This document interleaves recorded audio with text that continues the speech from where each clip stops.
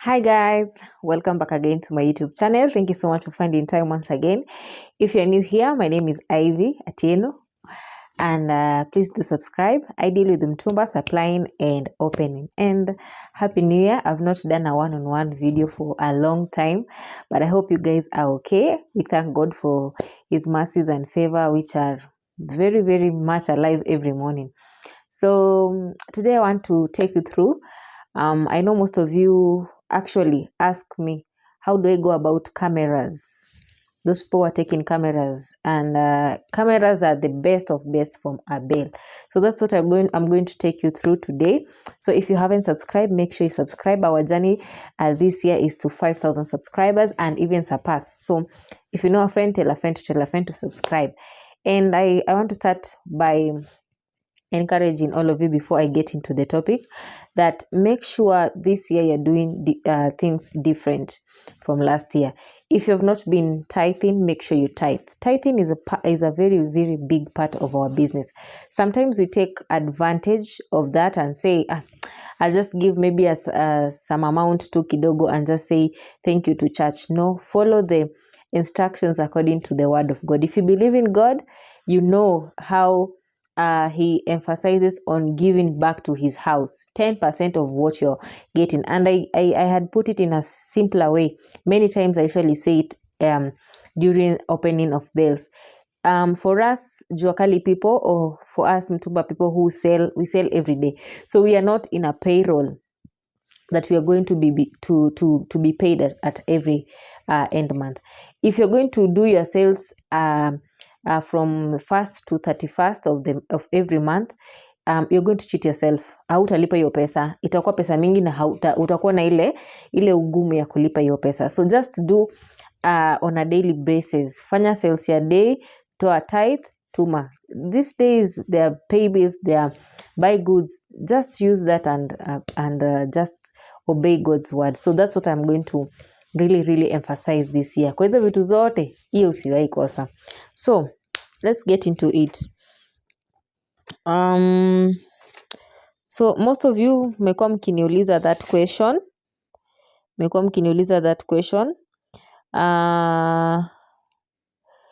How much does a person who is getting camera pieces from you, how much are they supposed to, let me adjust this kidogo, okay, that way. I think that is a good angle. So how much is that person taking camera from you? How much is he or she supposed to give you?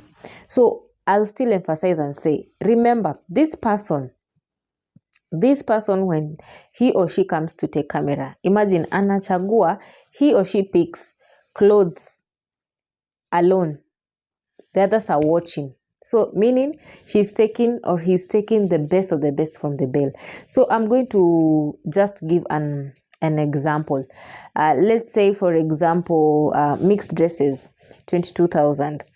That person is supposed to, ikiwa like the lowest kabisa, anafaa kuachia around 10,000. 10,000 kwa mtu wa kamera iko sawa if that person is taking dresses. I'm giving an example.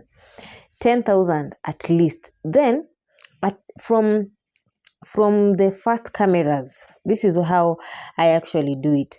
From the first cameras anafaa kuachie at least 10,000. Na kama kuna hizi zingine labda amependa but anaona quality yake, or the quality is different from the first camera, mnaelewana, obviously utarudisha bei chini kidogo. So at least for second camera pia anafaa apate something. He or she has to get something from the second camera. So it's really good when these people take the good pieces and leave a good amount of money for you to continue selling the rest. Because if you do the calculation, if you are taking 10,000, from that Bale you will be remaining with around 12,000 to recover. So if from that 12,000 you get, from that 12,000 you get somebody who's taking the second camera pieces at that price that you're saying, alafu hizi zingine you just price it normal 400. So like I was saying, maybe you get somebody who's taking the second camera pieces and they are getting at a good price. Ili at least umeshukisha chini from the first camera. Let's say for example, mtu wa kamera anachukua na 400 shillings. 400 shillings akubajetie tu, wewe mpatie roughly mimi niachie 10,000. Akipita ni sawa.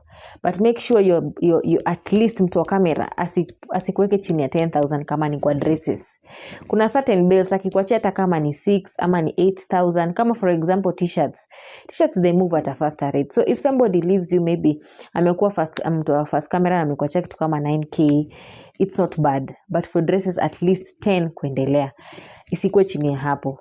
Then what are you doing? Not unless tu mzigo iko imetoka in a different way, but kama Bale tu imetoka tu vizuri, just make sure hiyo mtu anachukua the best of the best anakuachia a very good amount of money so that you can know how to deal with the rest. So I've given you an example of mixed dresses, 22,000. Umepatia you've given that person who are first come. I'm really trying to just try to talk English because there are some of you who say you don't understand Swahili, and I understand that. So if you see me mixing, please bear with me. So I'm saying I've given you an example of mixed dresses, 22,000. You have gotten that person for the first camera, and I'm saying he or she is supposed to give you or to leave you some of around 10,000 Kenyan shillings. I'm giving an example of our currency. If you're watching from outside, 10,000 shillings at least, because now you'll be remaining with 12,000 Kenyan shillings. Remember, for me personally, I usually sell dresses at 500 shillings, sometimes 600, depends. But it doesn't mean if that person has taken first cameras that these other pieces you cannot sell at 400 shillings. Haijaandikwa mahali. It has not been written anywhere to limit you. You can still sell it at even 500 shillings. So what you have done or what you have gained from the camera person is that you have gotten a large amount of money in one day, which is 10,000. So these remaining days, it is very easy for you to recover the 12,000 Kenyan shillings. So now you just have to be strategic. If, for example, there's some people who have the person who takes the first camera and they have the person who takes the second camera, even the third camera. So if you have those type of people, then you're good to go, because you'll be opening Bales like daily. You see, so but if in such a case that you only have one person, just make sure akuachie 10,000 Kenyan shillings. Na hata ikipita usimlimit, mwambie tu mimi ukiniachia 10, I am okay. Then you deal with the rest. Just sell them at the retail price that you usually sell. Itakupeleka haraka, and it can even make you, like I usually say, when a Bale is 22,000, that is an example. It doesn't mean you still have to buy the same Bale at the same price.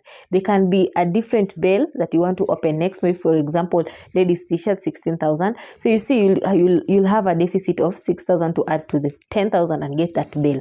Then you still owe the capital from the 22,000 Bale. So this one that you're going to sell and maybe save for the next Bale, just keep it safe. Just know that you still owe some amount from the 22,000 Bale, sorry.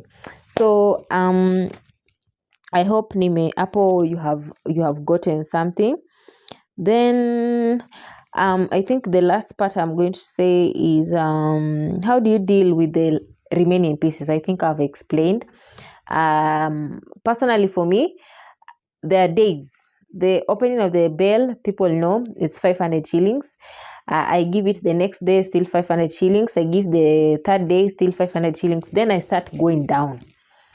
After you have already gotten the camera person amekuachia the few remaining pieces. Remember, a Bale of dresses is usually 150 pieces to 180 pieces. So you're working within approximation of those pieces. So you also have to know, after you have arranged that already ule wa first camera amebeba first camera. And let me tell you, tests zinakonga tofauti. Yeye anachagua yake, but maybe anaweza nguo yenye kwa duka yako inauzwa 600. So it's an advantage to you. the rest of the pieces, what you're going to do is just, for me, I've given you an example. The first day 500, second 500, third 500. Now I start going down 400. Tomorrow I'm going to offer today on dresses is 400 shillings. I do it for 2 days. Then the next day I go down again, offer for dresses 350. I usually go up to 50 shillings. Now you see, you're using a very good tactic, going at your price that you know itakurudishia the remaining money, but still you want to clear these pieces, because Bale pieces haziishangi mpaka mwisho.